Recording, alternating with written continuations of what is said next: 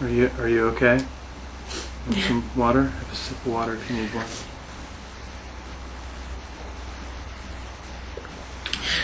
So we've talked about the passion, the crucifixion, and the burial of Jesus. What happened on Sunday?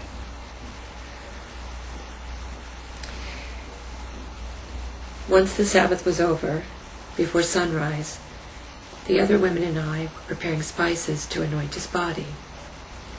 His body was so torn. And then the earthquake hit. Bam, bam, bam, like an angry father slamming his hand down on a table. We lost a whole jar of myrrh, and when we had recovered, we set out for the tomb. But when we got there were no cards. And his body was gone.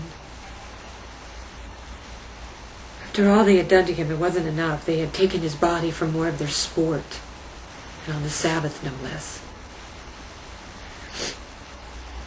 We were in shock. I fled, ran to Peter and John. They ran back ahead of me and saw the burial clothes. They cursed the Romans and the Sanhedrin in one breath. John and Peter left to tell the others. I could walk no more. I knelt down and I wept bitter tears.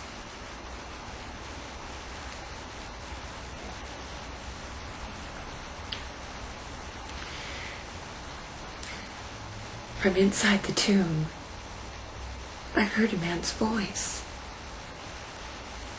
"Who are you weeping for?"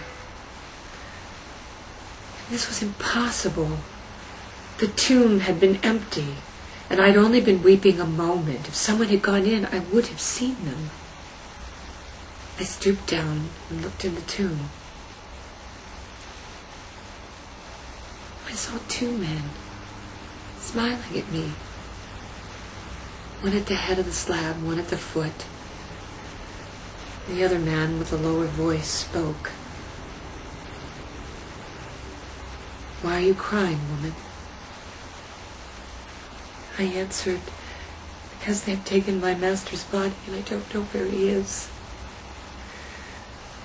Being alone, I feared for my life, so I turned to run, but another man stood in my path.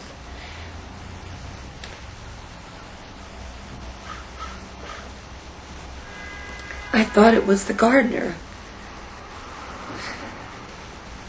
but he was also smiling, and he also asked, "Why are you crying? Who are you looking for?"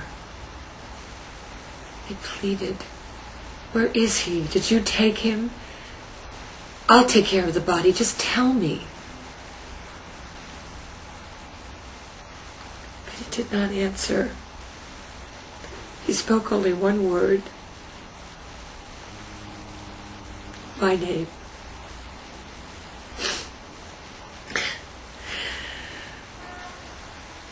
"Mary," he said, in that voice, his voice. The only voice that ever spoke to me with love, not hate or worse, lust. What I was seeing was impossible. I saw the nails pierce his hand. I saw him crowned with thorns. I saw him lifted high above me on that cross like a lamb on a spit. And I saw him put in the tomb and the stone rolled shut.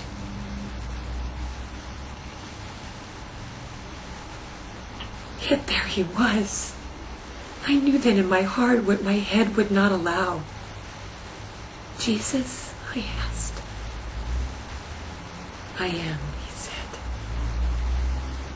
I ran to embrace him, but he held up his hand. It still had a hole in it, but no blood. I gasped. "Do not touch me," he said. "I have not yet gone up to my Father. I will come back and see you in the town. Go and tell the others."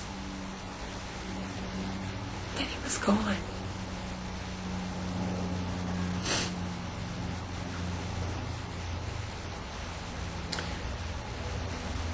The others didn't believe me. Not until they saw for themselves. At first I was angry. But when you think about it, can you blame them? First of all, I'm a woman.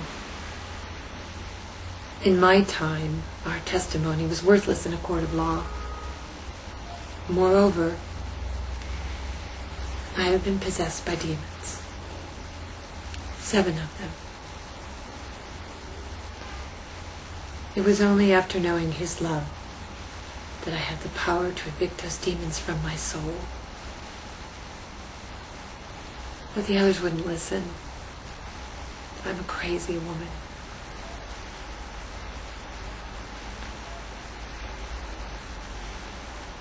I guess that's why I was chosen to be the first to see Him. Didn't He say the first would be last and the last would be first?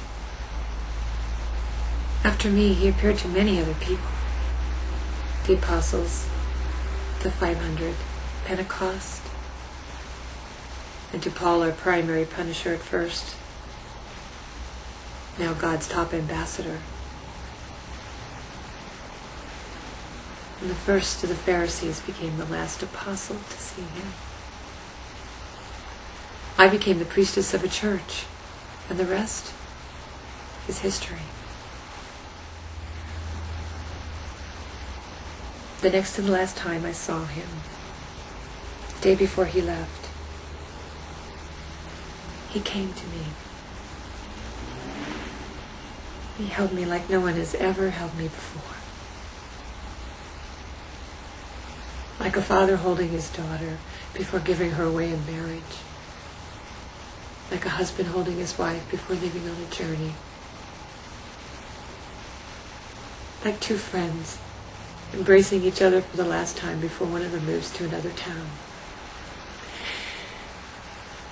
And as He held me, I only had one thought in mind.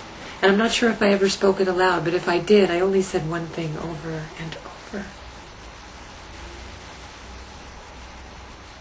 Thank you. Thank you. Thank you. Thank you. Thank you.